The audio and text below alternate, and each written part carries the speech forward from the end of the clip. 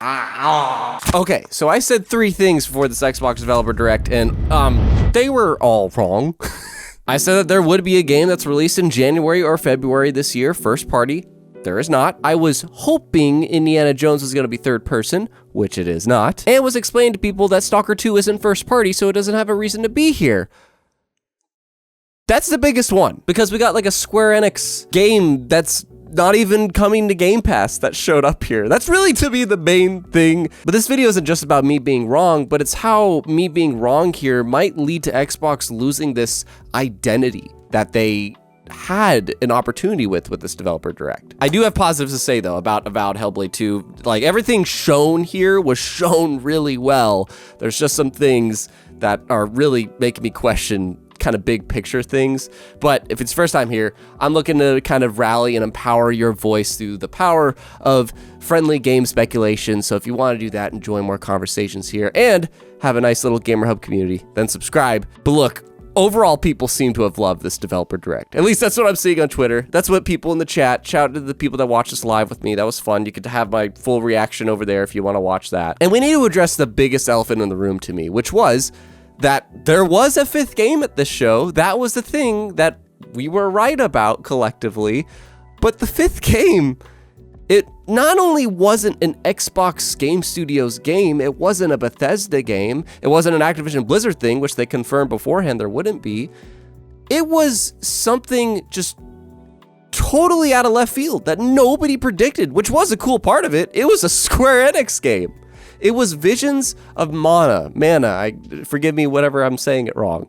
And nothing against this game, nothing against Square Enix. This is something that Xbox was saying last year that they want to do. They want to build their relationship with Square Enix, have this partnership to bring more games to the platform. And this is the first time a Mana game is coming to Xbox, apparently, which is really cool. That said, this game is not an exclusive. It is not a, I'll just say loosely, second party game, as in this is not a like Xbox funded game from Xbox Game Publishing. This is not even a Game Pass release. This is simply a game that's just coming to Xbox. There's no first-party tie-in to it whatsoever, other than maybe Microsoft sent this video team to produce this little video documentary for them to help market the game. And that aspect, folks were wondering, why isn't Stalker 2 at this show? Which they got a release date, by the way, which stay tuned, because I have a timeline video I want to do about just Xbox in general this year, for Game Pass users specifically.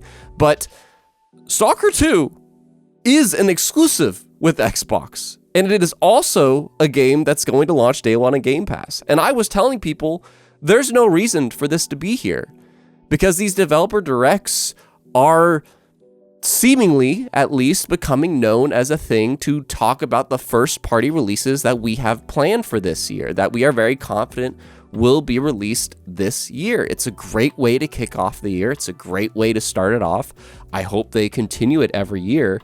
And that said, though, when you see Visions of Mana showing up, it is just a random game that's coming to Xbox. Again, no disrespect to the game, but I think you get what I mean, as in it felt so random. Like you're going to a Taylor Swift concert, but all of a sudden you hear AC/DC show up.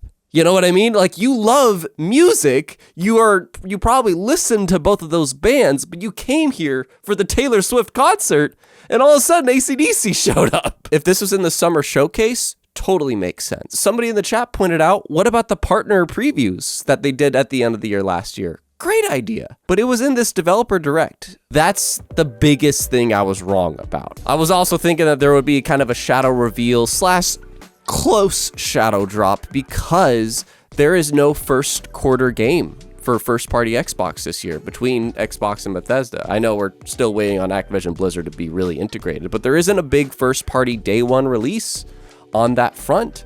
The last game was Forza Motorsport back in October last year, 2023. And now after this show, which I'll get into in a moment, but Hellblade 2 finally has a release date. Freaking awesome. Excited about that. This isn't just a bashing party, I promise. But yeah, Hellblade 2.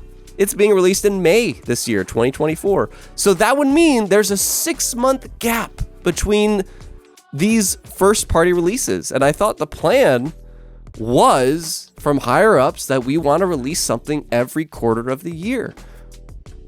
What about Towerborn? What about Microsoft Flight Sim? Is just the back half of this year going to be packed? That's what they did in 2021, which 2021 was a great year for Xbox, don't get me wrong. But that was a problem that led to the dry spell of 2022. They back-ended the entire year, and it seems like we're about to have a repeat of that. There's just not going to be a first quarter game. There is an upside to that I'll get to, but just to kind of get the negative out of the way here, Indiana Jones looked great. You know, again, I'm going to get to the positives, but it is a first-person game, which it is honestly fine. Like, this is not something I was wrong about. This was just a preference. I'm not actually super bitter about it.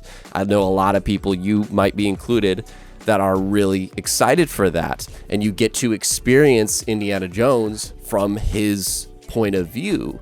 That said, it's such an iconic character. Seeing you being able to play as Indy, there's a reason, you know, like Spider-Man's such an iconic character, and just being able to see you fleeing through the streets. The other thing is that Xbox doesn't really have many iconic third-person IPs. Like, Gears of War is really the only one I can think of. There are third-person games, you know, Psychonauts 2, Hellblade, and so on, but they haven't been so well associated with Xbox, and I just thought this Indiana Jones thing might be a nice palette cleanser on that front, because there's plenty of great first-person games. Hell, Avowed was showed in this. That's going to be first-person. We have plenty of first-person on Xbox, but just not a lot of third, so that was the other reason. But that is subjective. That is just me, because Indiana Jones looks cool. Like, really, even though I was wrong on things, the games shown at this show look great. I'm excited to play them. Even Ara History Untold, looked really like this engaging civilization game, which it's like one of those things, I'm down to try it, but it is a PC only thing, and I am definitely I try to avoid gaming on the PC, fun fact. Please don't kill me. But Indiana Jones, it looks like they're using ID tech, you know, it looks visually great. It feels like a machine games game. The whip is a really unique mechanic that I was thinking about that during, and I'm like, yeah, there's actually not many games that incorporate a whip, I feel like, very well. The soundtrack, they address, John Williams was the composer to the Indiana Jones movies. It's going to have puzzles. This seems like an Indiana Jones game that is being crafted with love. It's not a half-ass effort. They're really trying, and I'm still looking forward to it. And Avowed, honestly, of all the games, got my attention personally. I'm very curious what you think, but I was very much sold on Avowed most of all of anything here. It just seems like a really colorful world. The combat seems really interesting, bouncing around between a wand, sword, gun, and just making a custom loadout for that, even dual wielding some of them.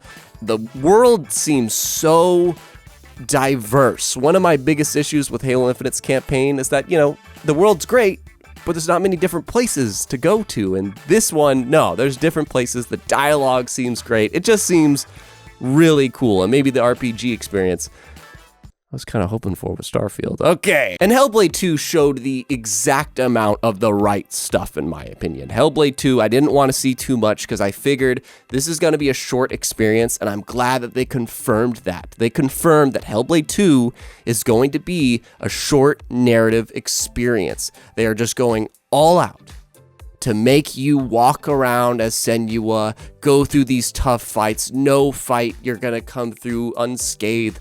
You just want this to feel like you are experiencing Senua's journey. A journey, not an adventure, not some open world, just a journey. And it coming out in May leads to the kind of upside to this whole thing. Even though there isn't a game in the first quarter of the year, I do have a timeline video I'm working on to kind of just talk about all the games that you're gonna be getting on Game Pass.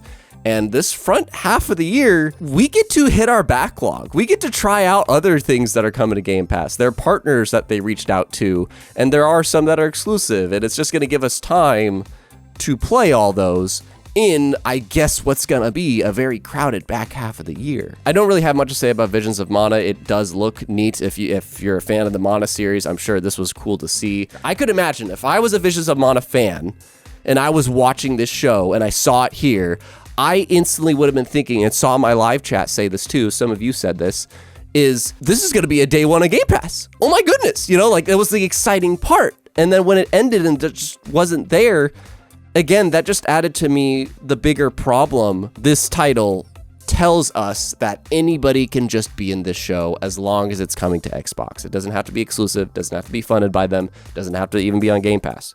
It's just somebody that we just want to feature for. Yeah. It also kind of goes against what I highlighted previously about Game Pass being a great way that we are connecting with the teams that Xbox owns. That was the point of these acquisitions. That's how they've gotten these teams. And that's a way we kind of get to journey with these studios and see what they're up to. And Developer Direct was a great means of that. And if you don't get what I mean about just growing with these studios and seeing what they're up to, I outlined that in this video here, where it's just about, this is what's really made Xbox have an identity, even over folks like PlayStation and Xbox. So watch that if you want to understand what I mean. And stay tuned for the Timeline project. I have a Timeline project I'm working on to just kind of showcase Game Pass this year. Let me know what you thought of the Developer Direct.